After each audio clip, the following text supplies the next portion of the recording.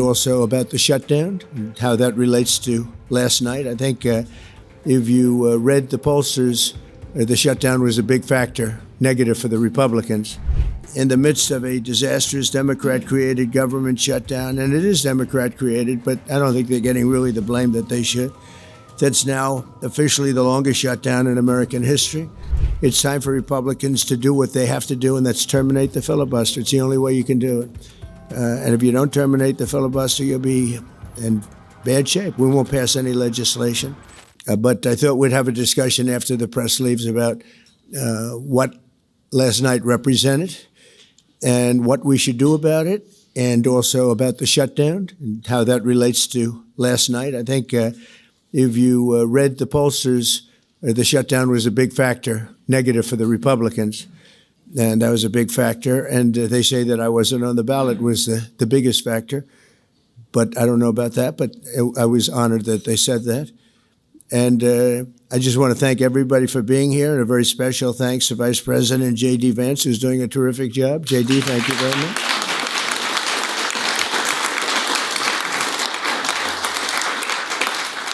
As well as the Senate leadership team that has been working very hard, working really, I will tell you, nobody's working any harder representing the American people, including Senator John Thune. John, thank you. Great job.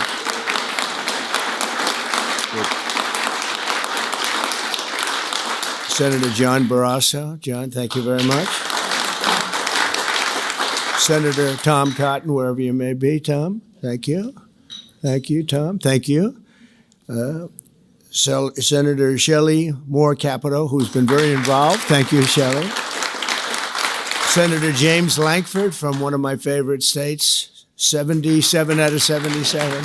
I always say 77 out of 77. Reagan was 56. That was the record. We got every one of them. Thank you, James. And a fantastic friend of mine and an incredible advocate during the election a year ago, Tim Scott. Thank you, Tim. So as you know, we are in the midst of a disastrous Democrat-created government shutdown, and it is Democrat-created, but I don't think they're getting really the blame that they should. That's now officially the longest shutdown in American history. The Democrat radicals in the Senate have shown zero interest in reopening the government, and I don't think they'll act so soon. A lot of people disagree. I've been saying for the last 30 days, we've had 4 or 5 different points. Yes, sir, they're going to get it right now. We should have it done in a day. I've heard that about 4 times. I heard it after Kings. They said I was a king. And I heard it after Kings. I heard it after a couple of other moments in time. And I said, no, I don't believe so. And now I heard it's after the election. I don't believe so. And last night, it was, not expected to be a victory. It was very Democrat areas, but I don't think it was good for Republicans. I don't think it was good. I'm not sure it was good for anybody. But we had an interesting evening, and we learned a lot. And we're going to talk about that, and I'll say a few remarks, and then after that, I'll ask the press to leave. The press has been very, very nice to us the last couple of months. They were great to us in terms of the foreign visits with China, Japan, South Korea, Malaysia. And they were actually terrific. So I want to thank you for that. I'm sure you'll get back to your normal ways soon. But we did a great job over in China. And we've done a great job in turning off wars. We stopped 8 wars. It's time for Republicans to do what they have to do, and that's terminate the filibuster. It's the only way you can do it. And if you don't terminate the filibuster, you'll be in bad shape. We won't pass any legislation. There'll be no legislation passed for 3 1/4. We have 3 1/4 years, so that's a long time.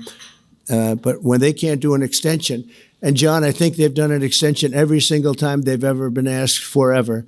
This is the first time they haven't done an extension. Extensions are supposed to be easy, but if they won't do an extension, they won't do any bill, even a simple bill. And we should do our own bills. We should get out. We should do our own bills. We should open up. We should start tonight with the country's open. Congratulations. Then we should pass voter ID. We should pass no mail-in voting. We should pass all the things that we want to pass, make our elections secure and safe, because California is a disaster. Many of the states are disasters.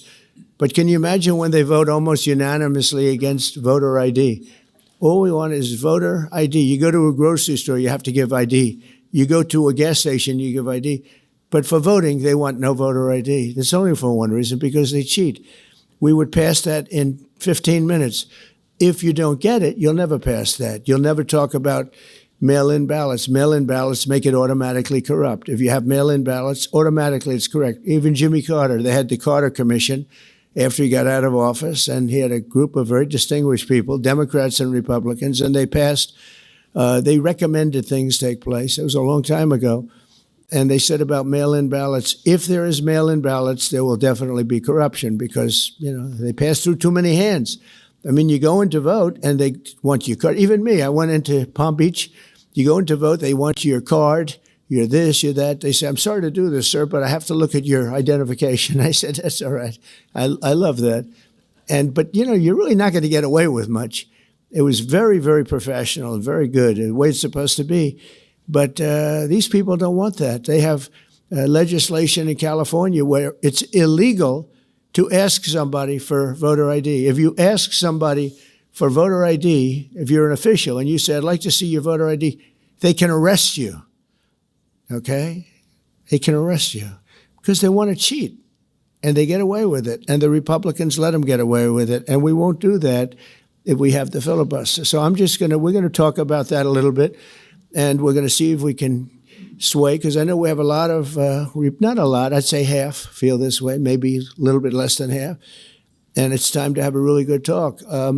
If I thought that they weren't going to pass the filibuster, I wouldn't even bring it up. They're going to pass it within the first hour. If they take power, and it's more likely that they take power if we don't do it, because we're not going to be passing any legislation. They're not going to approve anything. We're going to go 3.25 years. There won't be one bill that we're going to pass, because the easiest thing to pass is exactly right now what they won't pass. And they'll do that, and they'll wreak havoc. But let's assume they get in. They're doing it anyway, so it wouldn't matter. They're doing it anyway. And, I have a case where I have great U.S. attorneys that can't be approved because of the blue slips. The blue slips, I think you should terminate blue slips, too. It's a mental termination because it's really a custom. But if you have a Democrat senator or two is bad, but it doesn't make any difference. If you have one senator writes a negative letter on some great U.S. attorney, we had it in Manhattan, Southern District, Jay Clayton, one of the most respected lawyers in the whole country, by far, one of the most respected, and couldn't get approved. The courts approved him. The courts couldn't believe it. They did it like instantly. He went to the best schools, got the best marks, top of his class. Everything was perfect. I mean, he was led the perfect life. Went to Sullivan and Cromwell.